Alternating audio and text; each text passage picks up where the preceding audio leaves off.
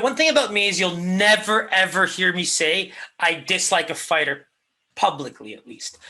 But the funny thing about Ian Cutelaba is that in just everything that's happened over the course of his career, it's just I can't seem to fall in love with the guy because even around that Anklev time, it was such a ridiculous situation where I felt like all it really did was prolong both of their careers.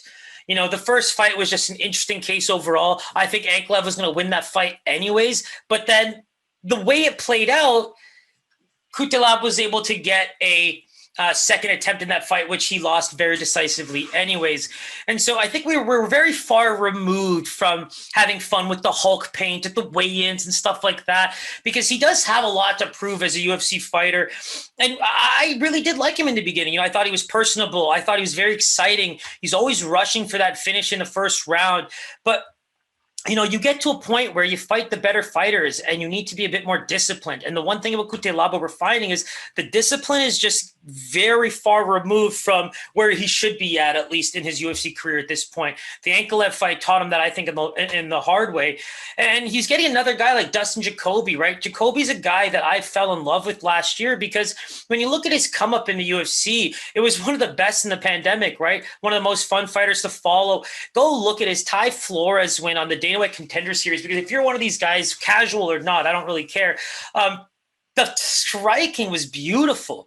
I mean, if I'm Ty Flores' corner, unfortunately, you don't really want to throw in a towel on a Dana White Contender Series fight, but if I'm watching my student or anything like that just take that kind of damage, and I know he'd be really upset after the fact, it's just there was no clear path of victory for him at all, and he was getting pieced up on the feet till the very end. I think Dustin Jacoby's starting to look a lot better on the ground, but again, he's a glory kickboxing fighter that's coming back to the UFC, and I think he's putting it all together now where he's able to at least avoid some of the groundwork, because I think that's the most important part for Dustin, because I think that from a striking perspective, he's one of the best at this division. He's very crisp. He's looking like he's defensively avoiding a lot of the shots. That's what I like the most about him. But let's talk about that mixing Grisham fight, right? I think that was a fight where you saw two good kickboxers kind of level out a bit.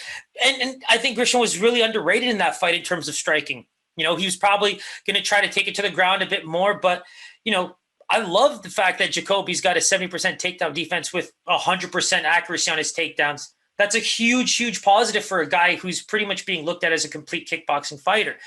And, you look at the Ledette fight. I mean, that was a complete, destruction. I think that was one of my favorite fights of his overall, because he came out of the Flores fight and it's, Dana White Contender Series, NBA G League style, but then just, unloads on Ledette, who also has, UFC wins under his belt. So, going into the Grisham fight, I thought that win was going to be the one that if he gets it, kind of takes him to the next level. And so now we got a guy like Cutelaba who, in my opinion, is getting a nice little, let's call it, not a gift, but an opportunity, right? Because he was the guy that was losing Glover Teixeira and then sneaking out wins against Khalil Roundtree, then losing to Anklev twice. The big thing, Godzimurad Antigulov just got caught with guns in his house, by the way. That's a whole different ball game. But, those are the wins that he put together before eating a guy like, Glover Teixeira, who is world-class and now fighting for a title. So for me, it's about time that Cutelaba hits the reset button. It's about time that he gets a fighter like Dustin Jacoby, where, I'm not calling him bad, because I think I just raved about Jacoby. I just think that Cutelaba needs to really gauge what kind of fighter he is in the UFC in 2021. Because for me, I haven't been impressed with what we've seen from before. And a lot of the fun and games that we kind of saw in that Anklev fight just turned me off a little bit, because it was the only reason that got prolonged. And Anklev proved that he was the winner anyway. So for me, this is a great opportunity for him to take on a veteran of just combat sports in general, see what he's got, conserve the energy, do not rush in the first round, and see if he can grind out a fight against the guy who you should have the grappling and ground game advantage against. Very much so. And, let's take a look at the lines right now. Much closer than I would have expected, right? Cutelaba getting the respect he deserves, because I think as a ground fighter who might be able to avoid some of the power strikes and even some of the technical battles, is now coming in at a minus 140 and open at a minus 160. Jacoby opening at a plus 140, getting down to a plus 110.